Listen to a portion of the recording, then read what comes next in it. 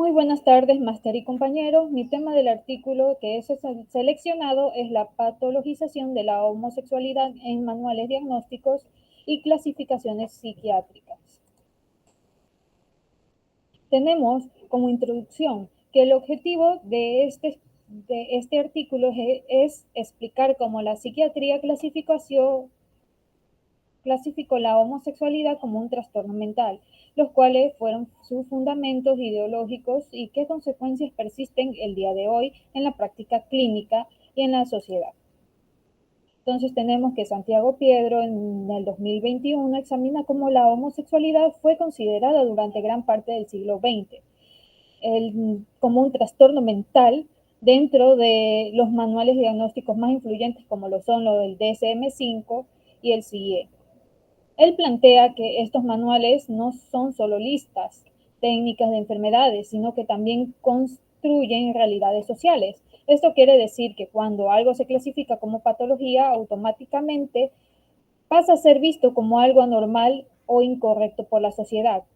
El autor analiza este tema desde la historia de la filosofía del lenguaje, la teoría desde la performatividad de Judith Butler. Con esta base explica cómo el discurso médico influyó en la forma de que las personas extendieron la sexualidad durante décadas.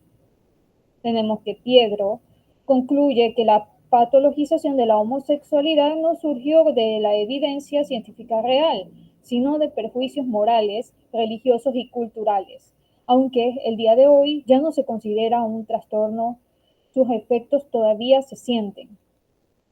Es como si el diagnóstico hubiera dejado una huella que todavía pesa, incluso si ya fue retirado oficialmente.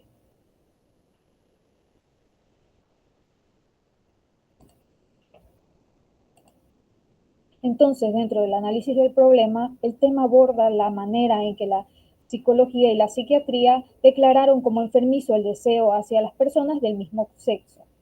Esta postura no solo afectó a nivel individual, sino que modeló una forma de interpretar la identidad y el comportamiento humano. Piedro enfatiza que los manuales del diagnóstico funcionan como mecanismos de poder y no solo organizan categorías, sino que también definen qué se considera aceptable y qué no. Es como si los manuales no solo describieran la realidad, sino que tuvieran la autoridad para decirnos qué debemos o cómo debemos vivirla. Entonces, dentro de los antecedentes históricos, tenemos que la homosexualidad se mantuvo como una desviación sexual en el DSM hasta 1973. En el CIE recién se eliminó en 1990. Estas clasificaciones surgieron en contextos donde la moral religiosa y la medicina iban de la mano, lo que justificó las prácticas dañinas como terapias de conversión. En este caso, la ciencia actuaba como si tuviera la verdad absoluta, cuando en realidad estaba replicando las creencias y los perjuicios de la época. La principal causa, la principal causa fue la predominancia de la heteronormatividad en la ciencia del siglo XX, donde la heterosexualidad era vista como una forma natural de sexualidad, mientras que cualquier otra expresión era etiquetada como una desviación. A esto se le sumaba la falta de investigaciones imparciales, por lo que los manuales repetían ideas más morales que científicas. No fue la ciencia la que llegó a la conclusión de que la homosexualidad era un trastorno, fueron las creencias de la sociedad las que se disfrazaron de ciencias.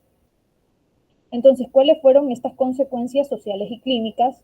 Las consecuencias fueron tan profundas como, en lo personal, muchas personas crecieron sintiendo de que algo estaba mal con ellos, desarrollando culpa y vergüenza. En lo clínico se justificaron las terapias de conversión y las prácticas médicas violentas.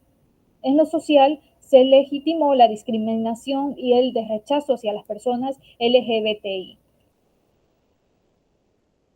Yo lo veo desde el punto de que aunque no sea un diagnóstico, ya no sea un diagnóstico, las heridas sociales siguen abiertas. La estigmatización no desaparece de la noche a la mañana.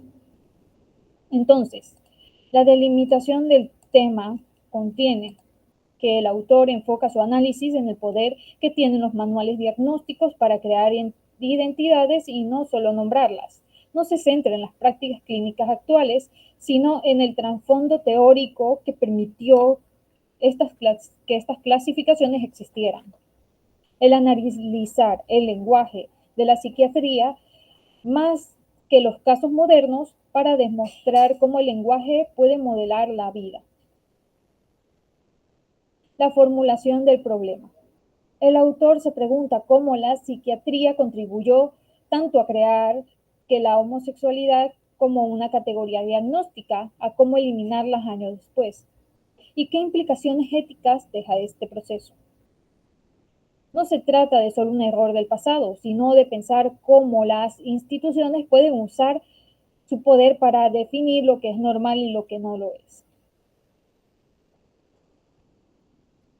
Este tema es importante porque revela que muchas de las decisiones dentro de la salud mental han estado influenciadas por los prejuicios culturales más que por la evidencia. Aprender esto permite que los profesionales de la psicología actúen con mayor conciencia, respeto y responsabilidad. Mirar este caso nos ayuda a no repetir estos errores y a ofrecer una atención que realmente respete la diversidad sexual sin disfrazar prejuicios de ciencia. Entonces, dentro del análisis crítico del artículo, el artículo de Piedro hace una gran contribución al invitarnos a pensar en el diagnóstico como algo socialmente cargado. Su revisión histórica y el uso de la teoría de Butler permiten ver cómo los manuales no solo identifican los problemas, sino también crean narrativas sobre las personas. Sin embargo, el texto tiene una limitación, no muestra evidencia reciente ni testimonios de personas que actualmente vivan las consecuencias de esta antigua patologización, pero se puede evidenciar aquello si vemos hacia nuestro exterior, ya que todavía existe la discriminación a estos grupos. Aún así, su propuesta es potente porque no se queda en el pasado, sino nos reta a mirar el presente y preguntarnos si todavía existen estructuras que produzcan estigmas. El artículo es como una llamada de atención. Nos recuerda que el diagnóstico es una herramienta poderosa para que pueda ser utilizada con la ética, la sensibilidad y la conciencia histórica.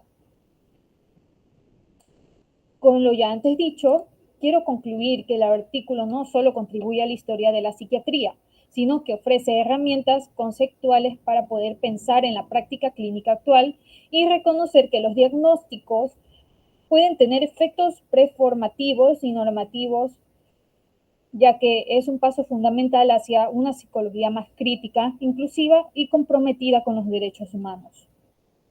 Con esto me despido y quiero agradecerles por su atención.